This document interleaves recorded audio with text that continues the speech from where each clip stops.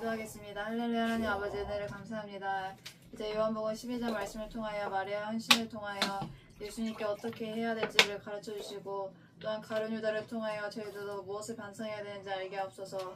모든 것을 감사드리고 거룩하시고 존귀하신 예수 그리스도의 이름으로 기도드렸나이다. 아멘. 예수님이 나사로의 집에서 잔치하실 때 마리아가 귀한 향유를 가져다가 예수님의 발에 붓고 자기 머리털로 그분의 발을 닦아드렸습니다.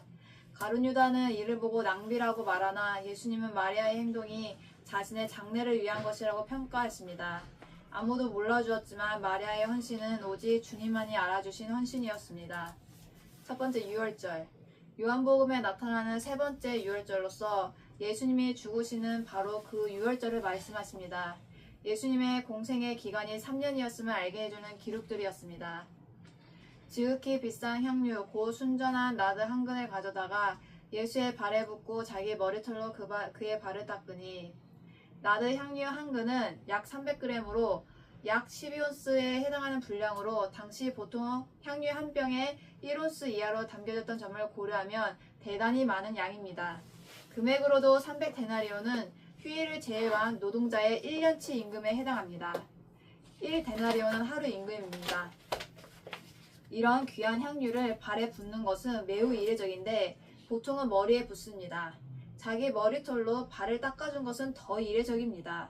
즉 여인의 고결함을 상징하는 머리털로 예수님의 발을 닦음으로써 마리아는 자신이 할 수 있는 최선과 겸손으로 주님을 섬긴 것입니다. 헌신은 아낌없이 나를 드리는 것입니다. 나를 온전히 드리지 않고서 세상과 주님을 겸하여 섬기는 것은 헌신자의 태도가 아닙니다. 두 번째, 이 향유를 어찌하여 300데나리온에 팔아 가난한 자들에게 주지 아니하였느냐. 가룟 유다는 마리아의 행동을 낭비로 보았습니다. 다른 복음서를 종합하면 몇몇 제자들도 함께 가세해서 화를 내고 여인을 나무라며 괴롭게 했다고 되어 있습니다. 마태복음과 마가복음에 나와 있습니다.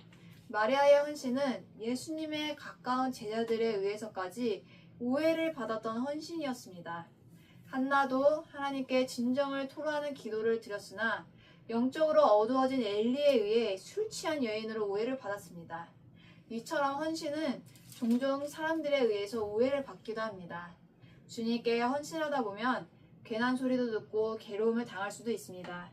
그러나 성도는 사람들의 평가에 흔들리지 말아야 합니다. 세 번째, 나의 장래할 나를 위하여 그것을 간직하게 하라. 아무도 마리아의 헌신을 이해하지 못했지만 예수님은 마리아의 진심을 아셨습니다. 마리아는 주님의 장래를 의식하며 이 일을 행하고 있었던 것이었습니다. 평소 예수님의 말씀에 세밀히 귀 기울였던 마리아는 주님이 죽으실 것을 이미 알고 있었습니다. 요한복음에는 특별히 발에 향유를 부은 것을 기록했지만 마태복음과 마가복음은 머리와 몸에 부었다고 기록하였습니다. 즉 향유의 양이 많았던 것을 고려할 때 머리부터 시작해서 몸과 발까지 부은 것으로서 복음서 저자들은 관점에 따라 이를 기록한 것이었습니다. 그리고 보통 유대인들의 장례법은 시체의 부패와 냄새를 없애기 위해 시신에 향유를 발랐습니다. 그러므로 마리아가 온몸에 향유를 부은 것은 주님의 장례를 준비한 것이었습니다. 주님은 이를 아셨고 헌신은 주님과 나만이 아는 것이었습니다. 결론입니다. 마리아는 예수님의 장례를 준비하며 값비싼 향유를 주님께 붓고 여인의 고결함의 상징인 머리털로 주님의 발을 닦았습니다. 물론 당시 천한 종이 손님의 발을 물로 닦기는 했었습니다. 그러나 가장 고결한 머리털로 향유를 사용해 발을 닦았다는 것은 주님에 대한 지극하고 겸손한 헌신의 표현이라고 할 수 있습니다. 그런데 여기서 중요한 것은 마리아가 최선을 다해 자신의 신앙을 표현하고 주님의 장례를 미리 준비했지만 그 진심을 알아주신 분은 오직 주님뿐이었다는 사실입니다. 예수님의 제자들조차도 이를 이해하지 못했고 가룟 유다는 낭비라고 생각했습니다. 헌신은 그런 것입니다. 아무도 모르더라도 오직 주님과 자신만 아는 것이 진정한 헌신입니다. 큰 희생을 하는 데는 정작 그 진위에는 주님과 마리아 외엔 아무도 몰랐습니다. 귀하고 가치 있는 헌신을 해도 사람들이 몰라주는 경우가 많습니다. 그렇다고 섭섭해하지 말아야 합니다. 사람은 알아도 그만이고 모를수록 좋습니다. 주님은 사람에게 보이려고 의를 행하지 않도록 주의하라 하셨고 오른손이 한 일을 왼손이 모르게 하라고까지 말씀하셨습니다. 사람에게 인정받는 헌신은 쉽습니다. 그러나 진정한 헌신은 주님만이 알아주시기에 고독할 수 있습니다. 우리가 주님의 일을 할 때 내 진심이 모든 사람에게 받아들여질 것이라고 생각하지 말아야 합니다. 누구나 나를 지지하는 것은 아닙니다. 심지어 오해까지 받을 때도 있습니다. 그러나 주님이 알아주시면 된 것입니다.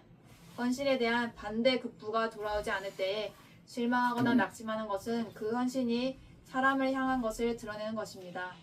기도하겠습니다. 하나님 아버지, 오늘 마리아 헌신을 통하여 저희의 헌신이 되기를 기도합니다.